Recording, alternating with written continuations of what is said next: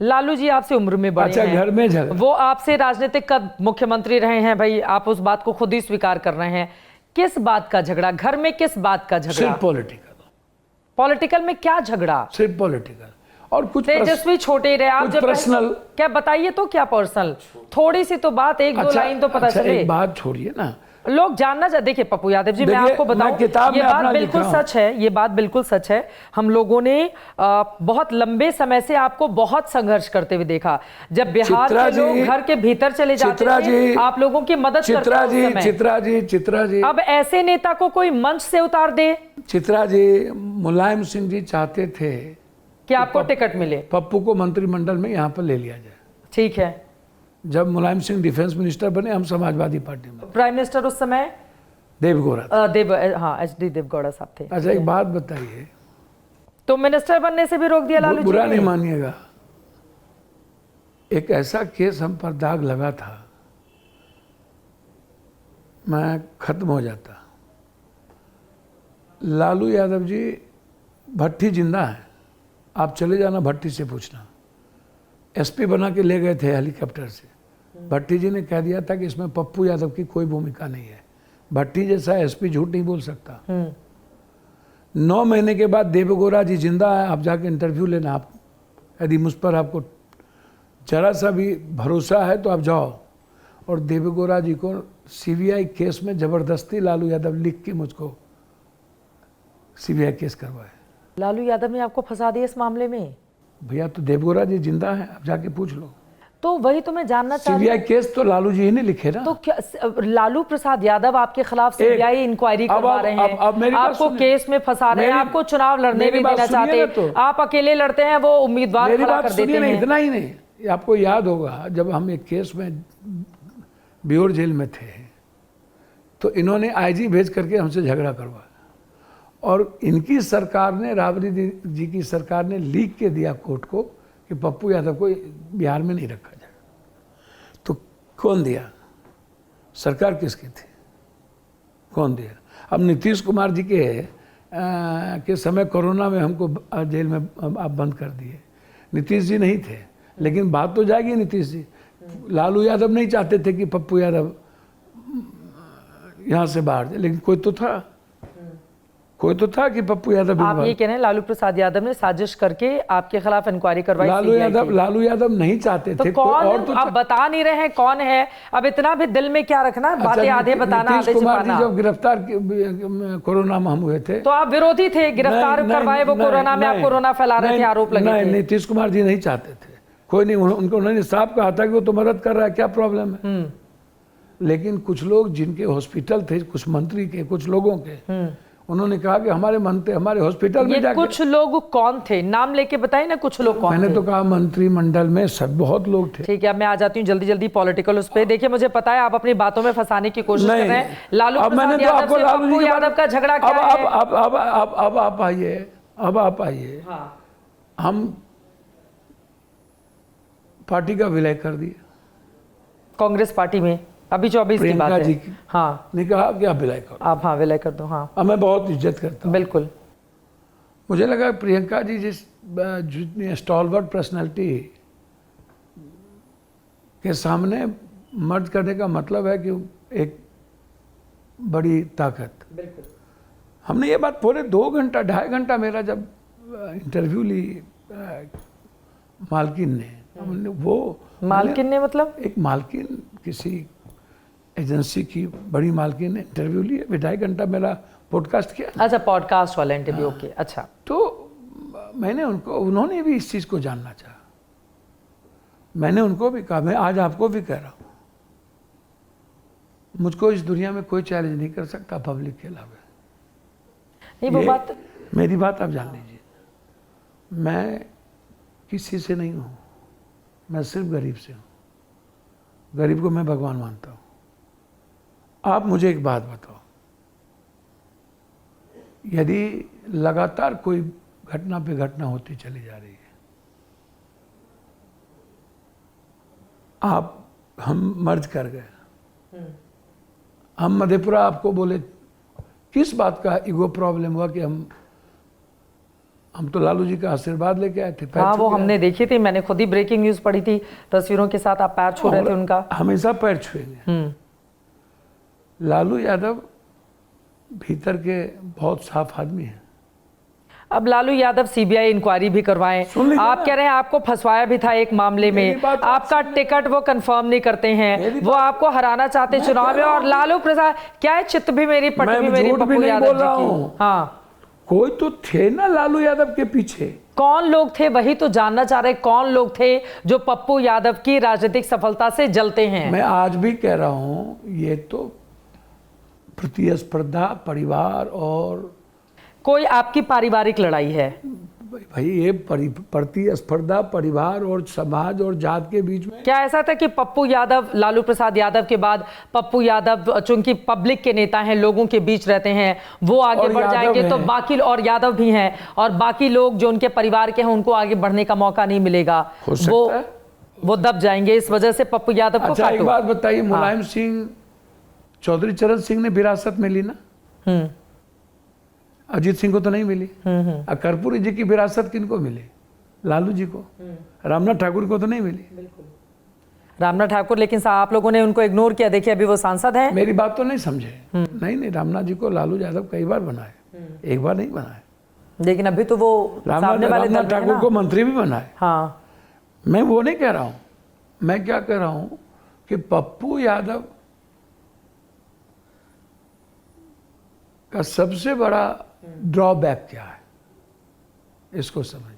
क्या है ड्रॉबैक? सबसे बड़ा, यदि पप्पू यादव के बारे में किसी से पूछेगा निगेटिव बताओ, तो बोलेगा वो किसी को नहीं बख्शेंगे, और उनको जब मन में जो आएगा कुछ बोल ही देंगे। मेरी वो ताकत भी है सच बोलना, और मेरे लिए वो ड्रॉबैक भी है। आप नहीं बताएंगे, मुझे समझ में आ गया कि लालू यादव की, पप्पू यादव की कोई ऐसा लग रहा है गोपनीय राजनीति छिपी हुई है। नहीं, कोई राजनीति छिपी आप बताना नहीं चाहते। देखिए, कोई राजनीति छिपी नहीं। क्यों आपको टिकट नहीं देता है लालू यादव का परिवार, या आप कांग्रेस पार्टी, आप सोचिए आप अपनी पार्टी का विलय कर रहे हैं कांग्रेस पार्टी में, आप लालू जी का आशीर्वाद ले रहे हैं, आपको टिकट मिलना कंफर्म था, कांग्रेस पार्टी, राहुल गांधी, प्रियंका गांधी का आशीर्वाद है, पता चलता है निर्दलीय चुनाव लड़ना पड़ता है। देखिए ना, एक बात मैं आपको बोलूं,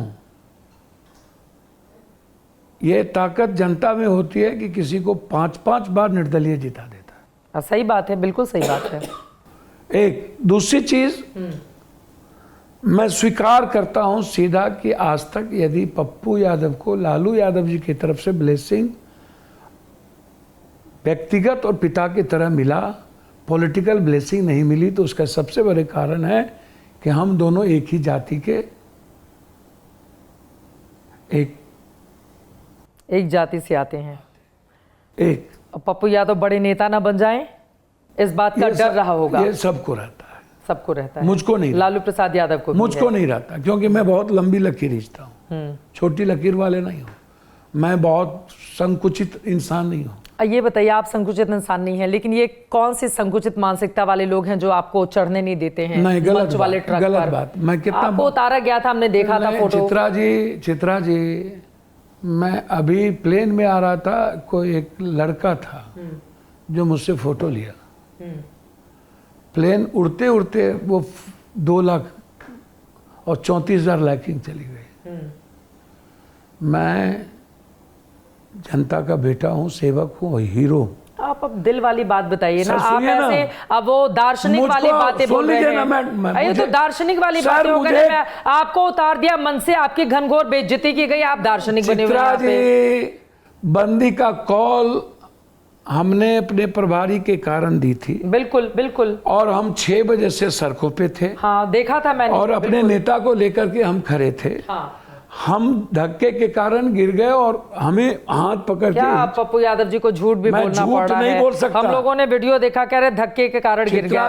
उसके बाद के कई इंटरव्यू मैंने देखे, आपके कितने इमोशनल। मरना पसंद करूंगा, मैं झूठ नहीं बोल सकता हूँ। आप धक्के के कारण गिरे, आपको उतारा नहीं गया मंच से। एक बात बताइए। हाँ, तेजस्वी यादव मंच पर थे, आपको चढ़ने नहीं दिया गया। एक लाइन सीधी सी बात तो सुनिए ना, ये डाइवर्ट करने की जरूरत नहीं है।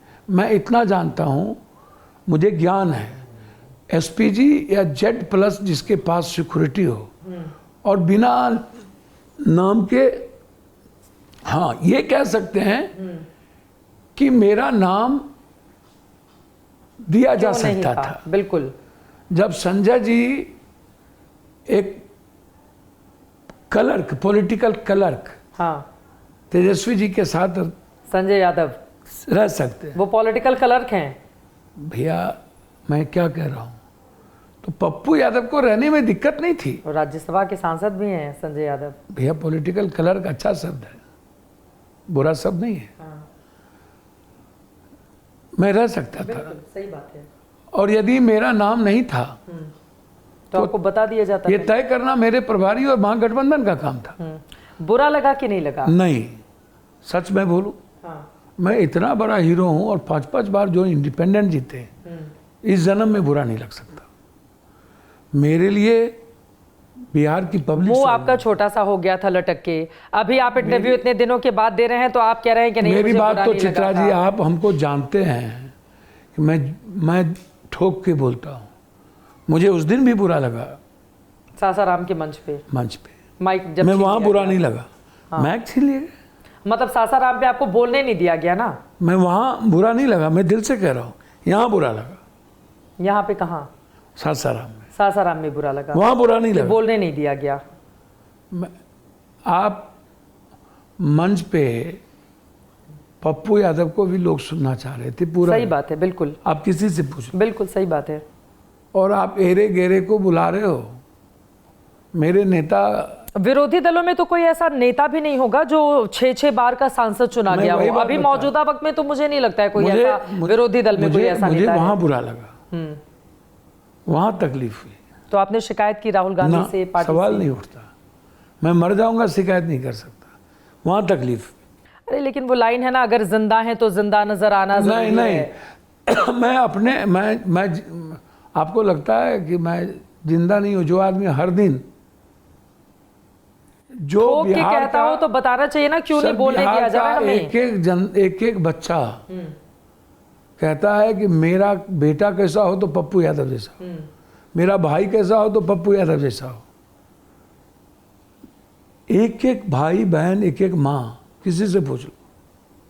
मेरी ताकत वो है, इसलिए मुझे कभी भी। अच्छा, आप चाहते हैं कि लालू प्रसाद यादव परिवार का राजनीतिक समर्थन भी पप्पू यादव को मिले? नहीं, मुझे नहीं मिल सकता। मिल सकता ही नहीं है।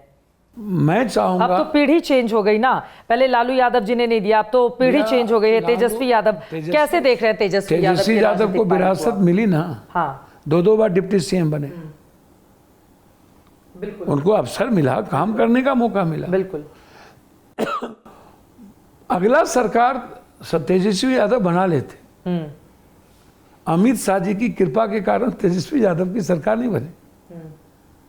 9 सीट बेईमानी किए गए। मैं सच कह रहा हूँ, मैं झूठ फूस नहीं बोलता हूँ। तेजस्वी यादव चाहे वो मुख्यमंत्री चिराग जी के कारण, हनुमान के कारण बन जाते, लेकिन वो बन गए थे। और चिराग जी भी यही कह रहे हैं कि ज्यादा सीटें मिली, उसके पीछे की वजह मैं ही रहा, कह रहे हैं। लेकिन इस बार ऐसा नहीं होगा। चिराग जी क्या कह रहे हैं मुझको नहीं पता। आप तो उनकी पार्टी में रहे हैं ना, रामविलास जी के साथ। मैं तो रामविलास जी के साथ रहा। जब चिराग पासवान की पॉलिटिक्स को कैसे देख रहे हैं? नहीं, मैं किसी के बारे में ज्योतिष तो हूँ नहीं, प्रवक्ता तो हूँ नहीं। हाँ, उनको कई बार मंत्रिमंडल में मौका मिला, मंत्री बने हैं, और उनको अच्छा करना चाहिए। अच्छा, हम कार्यक्रम के बिल्कुल आखिरी दौर में हैं, 2 मिनट और बचा हुआ है जैसा कि हमारी टीम बता रही है। अब मैं जल्दी सवाल पूछ लेती हूँ। मुद्दे तो बहुत थे, SIR पर आपकी बात रह गई, लेकिन एक लाइन जरा पॉलिटिकल बड़े नेताओं के बारे में। तेजस्वी यादव को देखकर क्या आता है शब्द दिमाग में? नहीं, देखिए एक बात इतनी आता है कि टाइम, पर्सन, वक्त कब किसका साथ दे दे और कौन सी परिस्थितियां किसको हीरो बना दे। कहना मैं ना तेजस्वी यादव को मुख्यमंत्री बनाने वाला हूं, जनता बनाती है, ना मैं रोकने वाला हूं। मुझे तेजस्वी यादव जी के बारे में एक ही बात आती है, वो जितने बड़े विरासत और जितने बड़े पिता और माँ के वो पुत्र हैं, अवसर मिला उन्हें अच्छा करना चाहिए। अच्छा करना चाहिए। प्रशांत किशोर बड़ा तंज कसते हैं, मिल के भी आए थे एक बार, वो भी खबर बहुत सुर्खियां। सर, प्रशांत किशोर जी पहली बार जी, देखिए वो नौकरी करते हैं। इतनी भीड़ आती है उनके सभाओं में, नौकरी कर रहे हैं वो। कौन, कहाँ पर भीड़? बहुत भीड़ आती है। या मार्केटिंग आप मत करिए। हाँ, प्रशांत किशोर जी पहली बार नौकरी करने अमेठी आए, फिर वहाँ से नौकरी करने चले गए 4 बार के मुख्यमंत्री नरेंद्र मोदी जी के पास। वहाँ से अमित शाह जी ने भगा दिया तो चले गए नीतीश जी के पास। नीतीश जी के पास उजला कुर्ता पैजामा पहना दिए, बोला हम दत्तक पुत्र हो गए, अब मेरे वो पिता हैं। उनको कैबिनेट मिनिस्टर मिल गया और सबसे ज़्यादा अपने बापे को गरिया रहे हैं वो। तो जो आदमी अपने पिता को गाली दे, वहां से भागे तो चले गए ममता दीदी के पास।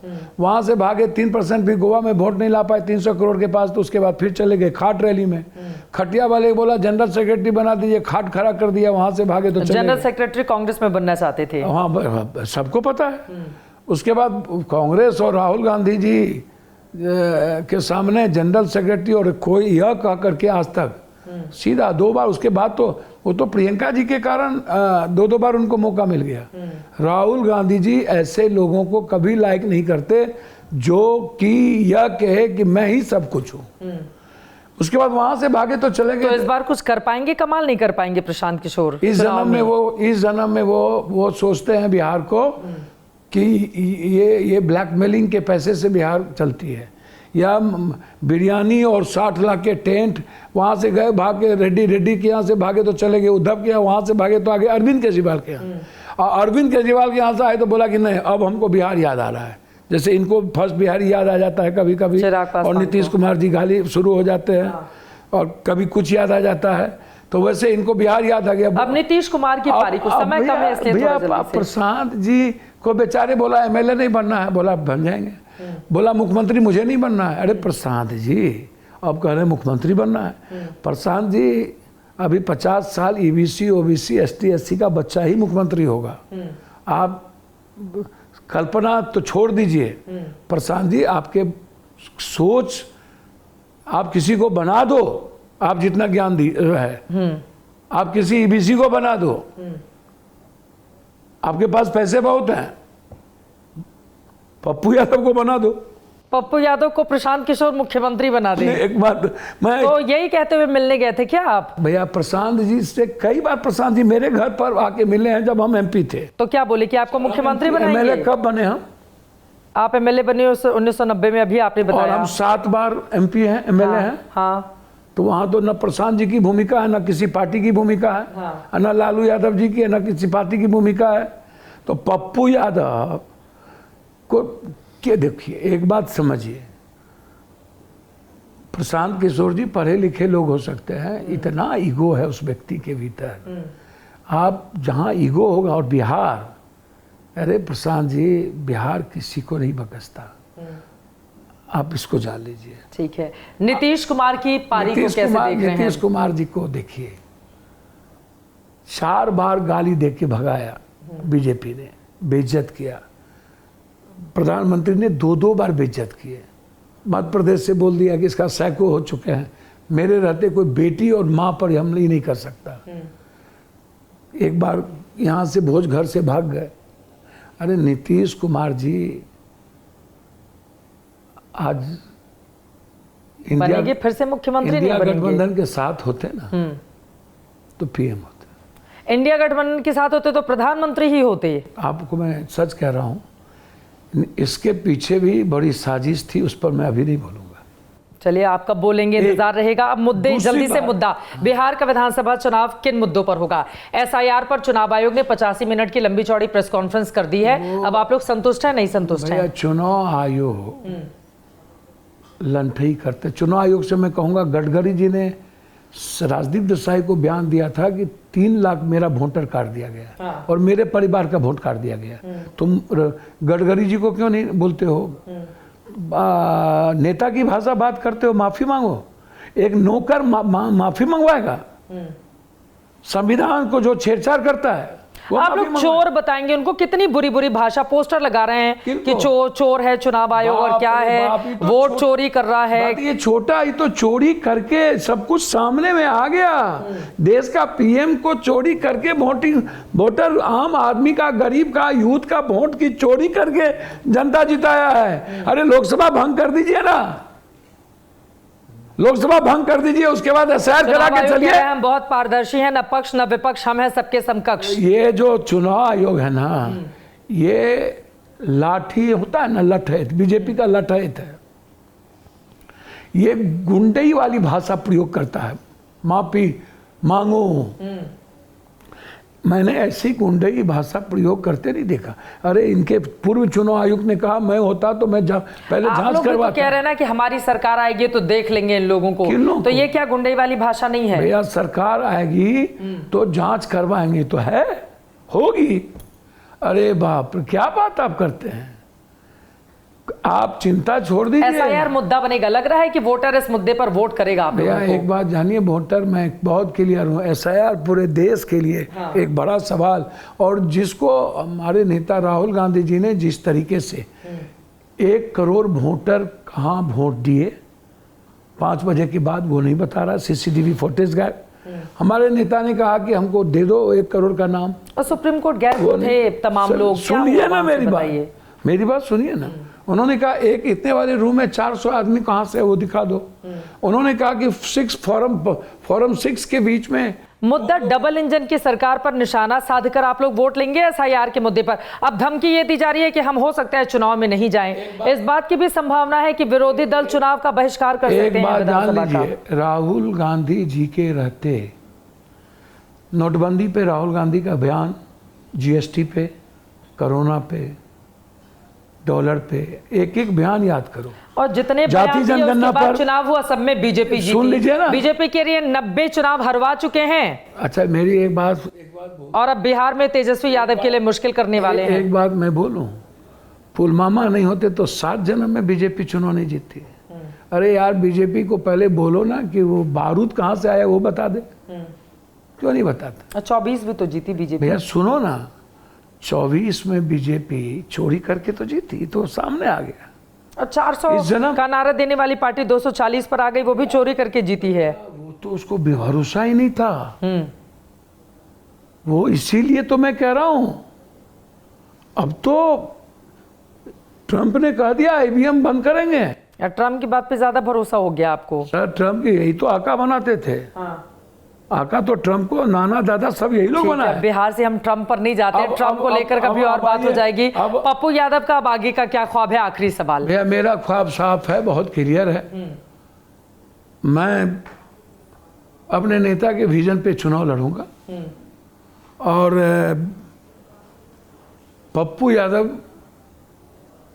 बिहार में एक नया परसेप्शन सामने में, जो बिहार के में जात पात ना करे, हिंदू मुसलमान ना करे, और राहुल गांधी जी का जो विजन है उस पे चुनाव लड़े। राहुल गांधी जी के सारथी आप बनना चाहते हैं तो आप तेजस्वी यादव जी से कहेंगे कि राहुल गांधी जी के जो सारथी या सिपहसालार हैं उनकी इज्जत करें? नहीं, मैं तेजस्वी यादव जी किसकी इज्जत करेंगे किसकी नहीं करेंगे उनको सोचना है। तेजस्वी जी को, आज राहुल गांधी जी को पीएम नहीं बनना है, राहुल गांधी जी 29 में पीएम बनेंगे। तो बोले तो हैं कि पीएम बनाएंगे हम लोग इनको। मेरी बात, तेजस्वी यादव का बयान है। राहुल गांधी जी अपने कर्तव्यों और अपने विचारों और अपने संघर्ष पे पीएम बनेंगे। लेकिन बिहार में तो पिछलग्गू पार्टी है ना, कांग्रेस पार्टी आरजेडी के पीछे। कितनी 70 पे लड़ती है, 19 सीटें जीती है। परसेप्शन पे ही कोई चुनाव जीतेगा। 70 पे लड़के 19 जीती है। कांग्रेस के परसेप्शन पे ही कोई चुनाव जीतेगा। कांग्रेस का परसेप्शन यूपी में गायब, बिहार में गायब, पश्चिम बंगाल में गायब, सारे बड़े राज्यों में गायब। बिना तेजस्वी यादव के आप लोग का काम तो चलने वाला नहीं है। सुन लीजिए ना, कर्नाटक का भी सामने में आया। ये गहरी गहरी साजिश, मैं फिर कह रहा हूं, आप एक बार जुमला पढ़ के सरकार में आए, बोल दिए जुमलाबाजी थी। 70 सीटें दे रहे हैं तेजस्वी यादव, अभी तो उसी पर तलवार लटकी हुई है। इतना दे दें तो बहुत होगा। अच्छा एक बात बताइए ना, कांग्रेस कभी भी भीख मांग करके अपने सीट नहीं लेती। कांग्रेस हमेशा रेस्पेक्ट के साथ चलती है और अपने गठबंधन को रेस्पेक्ट देती है। कांग्रेस कभी भी अपने गठबंधन को के लिए लायबिलिटीज नहीं है, आंख बंद के समझो। लेकिन कांग्रेस अपनी पार्टी और अपने वर्कर का रेस्पेक्ट करेगी ही करेगी। उसको आप, कोई भी आदमी उस पार्टी के वर्कर और पार्टी को बिना रेस्पेक्ट किए, कांग्रेस रिस्पेक्ट कर रही है ना, सहयोगी दल को तो समझा नहीं पा रही है कि वो भी थोड़ी इज्जत कर लें।